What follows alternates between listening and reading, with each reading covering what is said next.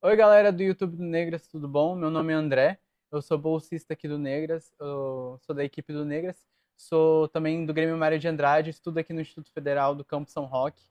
E a gente veio aqui com uma companhia muito agradável aqui para compartilhar um pouco dos conhecimentos dela no tema racismo escolar. Bom, agora você pode se apresentar para o Bom, pessoal. eu sou Luiz Cassago, minha formação é jurídica, eu sou bacharel em ciências jurídicas e sociais, sou advogado, portanto, né, formado, graduado, enfim. Tenho duas especializações, uma em processo civil, outra em direito médico e hospitalar. E sou ex-professor universitário, enfim, sou ex-procurador municipal e advogado militante já há quase 30 anos.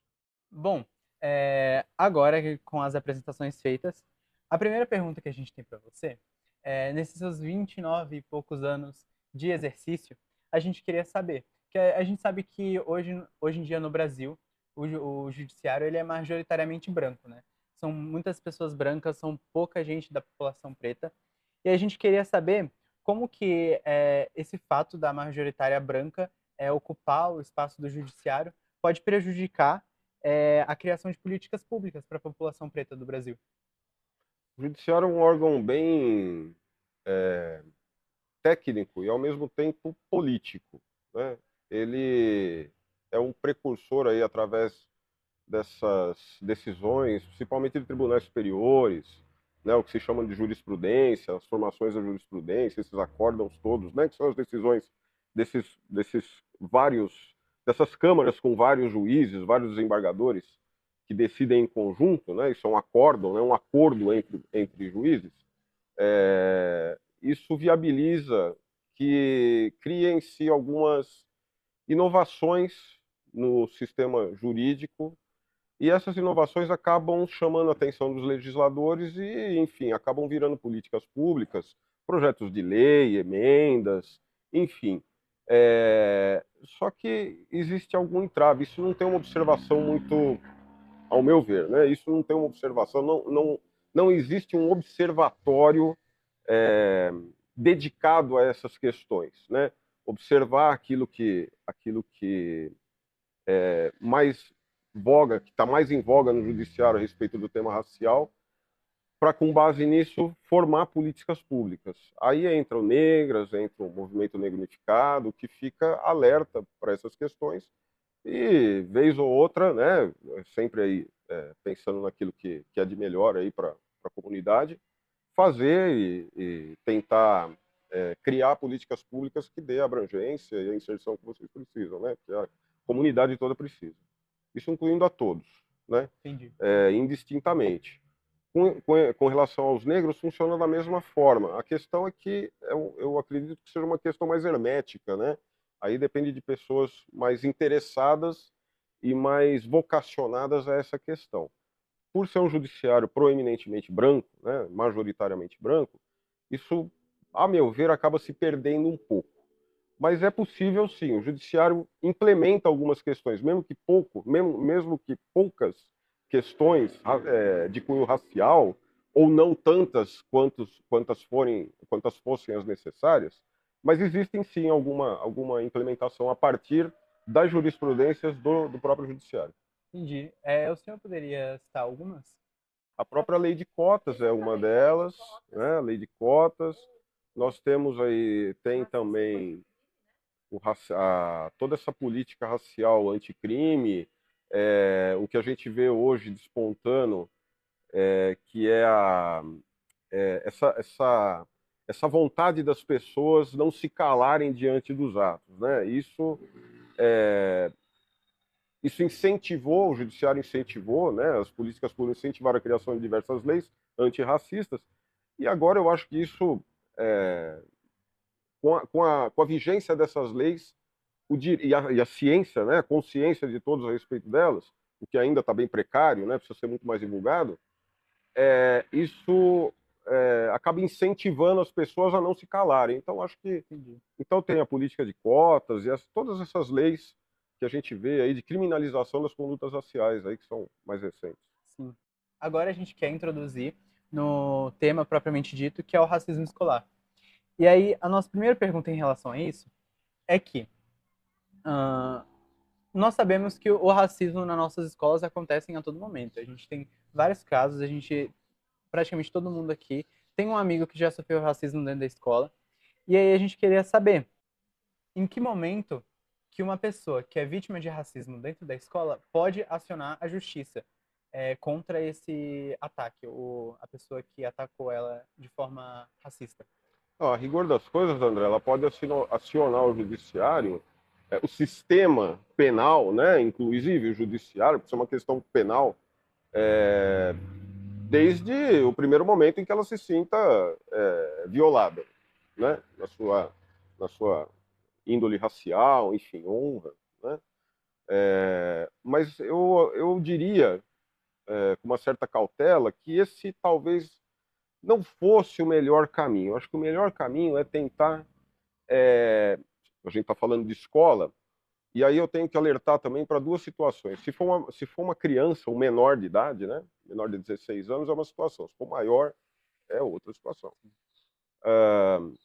Se ela for menor, dentro da escola, eu recomendo que o pai ou a mãe procure o corpo pedagógico, a direção, para dar ciência do fato, o próprio professor, para conversar, ver o que aconteceu, para ter o fato mais consolidado, ver o que exatamente pode ter acontecido naquela situação.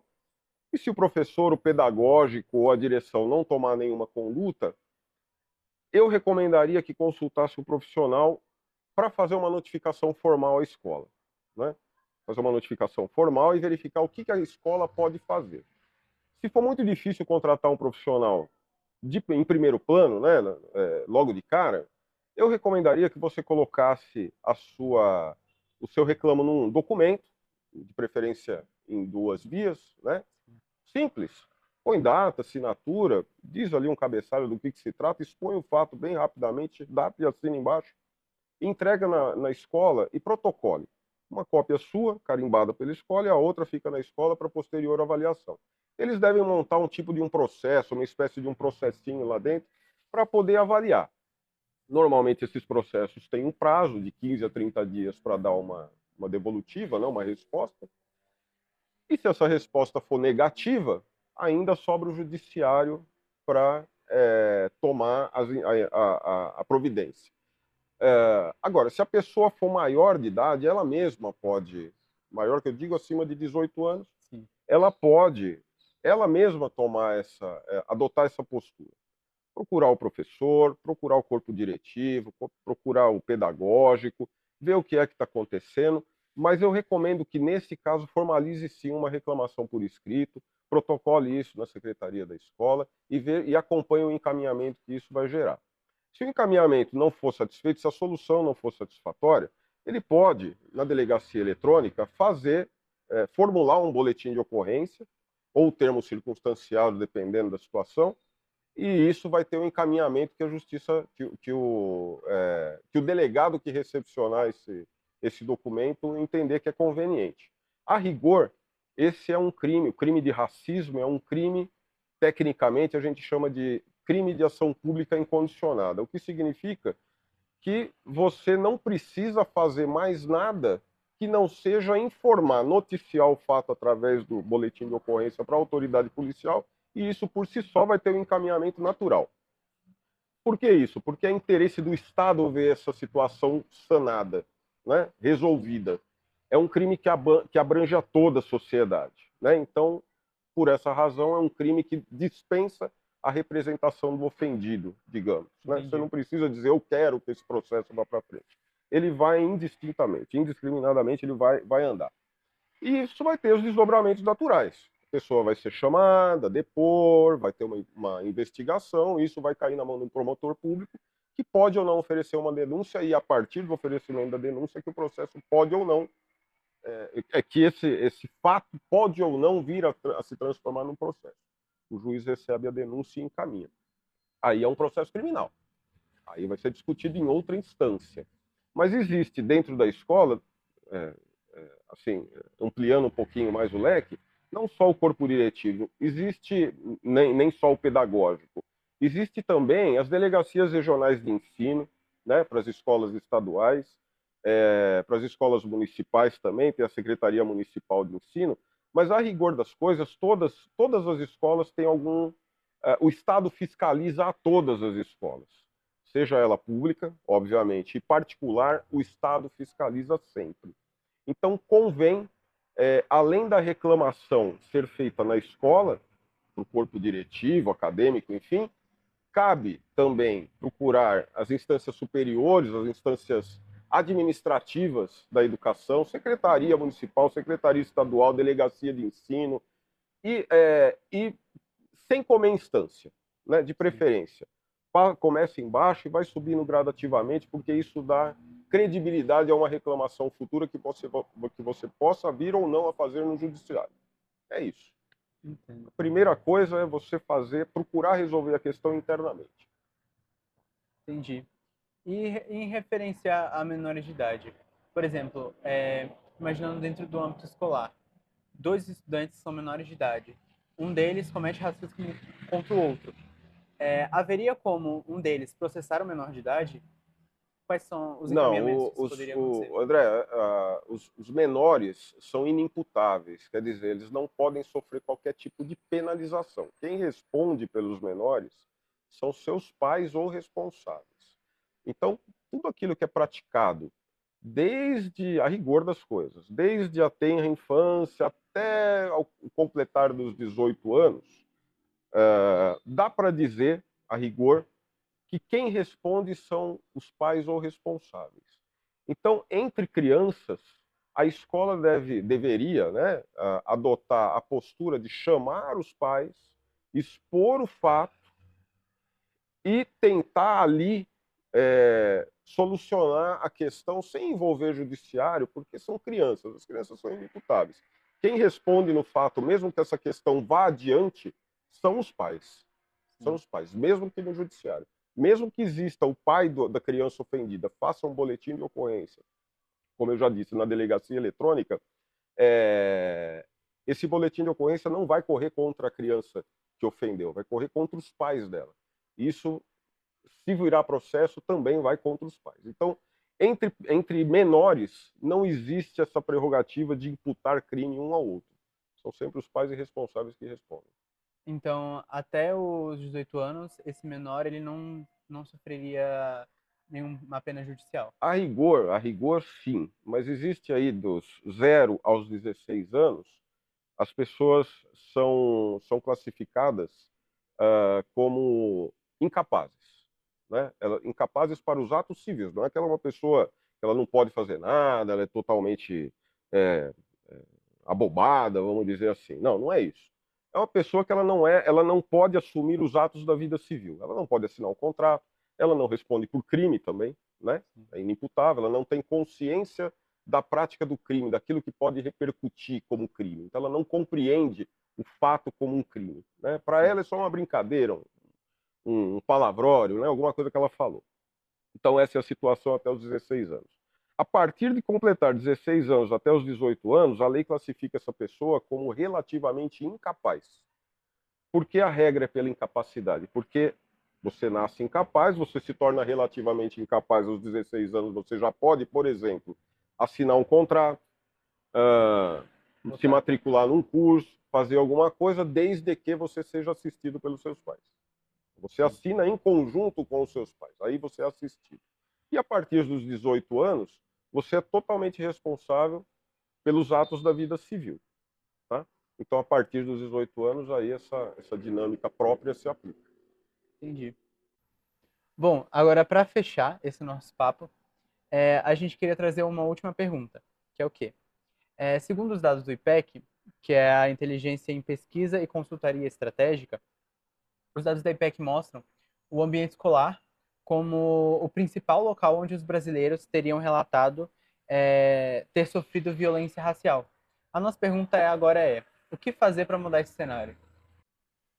Pois é, André, para mudar essa realidade, eu acho que o primeiro passo é não ficar calado, né? Tem que relatar, sempre notificar aí, notificar que eu digo conversar, né, em primeiro lugar, com o corpo diretivo, corpo acadêmico, verificar o que está acontecendo na escola, é, Mas o importante é não se calar, né? Eu acho que o ponto de partida é o incômodo que você pode gerar com a sua reclamação, aquela reclamação persistente, né? Persistente, para que aquela pessoa, para que o sistema mude, né? É a história da água mole em pedra dura, né? Água mole em pedra dura, tanto bate até que fura. Quanto mais reclamação vier, quanto maior for o número de pessoas reclamando, eu acho que fica mais. O sistema tende a amolecer e tende a abrir os olhos, pelo menos, para a questão. Né? Alguma lebre pode ser levantada a partir do conjunto das reclamações, né? Focalizadas numa escola, num setor determinado, aí, seja qual for. Sim. Com as perguntas respondidas, a gente queria saber se tem mais alguma colocação, alguma coisa que você queria Tem. alertar. André, é bom que se preste atenção para o fato de que essas informações que eu passei são muito superficiais e que fica aí a recomendação para que qualquer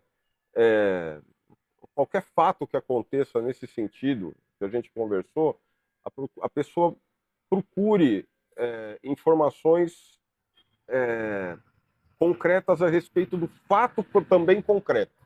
Porque o direito ele é abstrato, o direito não serve para nada. O direito ele só serve na concretude. Por isso que a gente fala que o direito se aplica no caso em concreto, né? Então precisa ver o fato para a gente verificar quais são os direitos possíveis, os direitos violados e as possibilidades de ação. Então eu recomendo que, uma vez o fato acontecido, que a pessoa procure um profissional que se oriente mais detidamente a respeito do fato em si. Perfeito. É o famoso cada caso é um caso, Cada né? caso é um caso. Entendi. Mas, bom, a gente agradece agora a audiência de todos vocês, a atenção que vocês tiveram durante o vídeo. É muito importante também lembrar que a gente aqui no Instituto Federal, você que é estudante do Instituto Federal, se você sofreu um caso de racismo, um caso de assédio, mas assim, qualquer caso de discriminação racial, você pode vir aqui falar com a gente. Tem no Coletivo Negro Dragões do Mar, tem o Negras que você pode vir falar com a gente, vocês podem ir falar com a coordenação, a gente também tem a grande leva de movimentos estudantis que você pode vir falar com a gente. Então, não se sinta acuado. É muito importante que a gente continue denunciando, como o professor mesmo falou. É muito importante que a gente continue denunciando para que isso não fique visibilizado e a gente não achar que acontece só com a gente, quando acontece com muitas pessoas.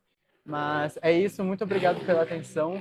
Se liga nas nossas redes sociais, que a gente, o @Núcleo Negras no Instagram. Entra lá que tem muito conteúdo para vocês conhecerem a gente, o nosso trabalho. E até o próximo podcast. Um abraço.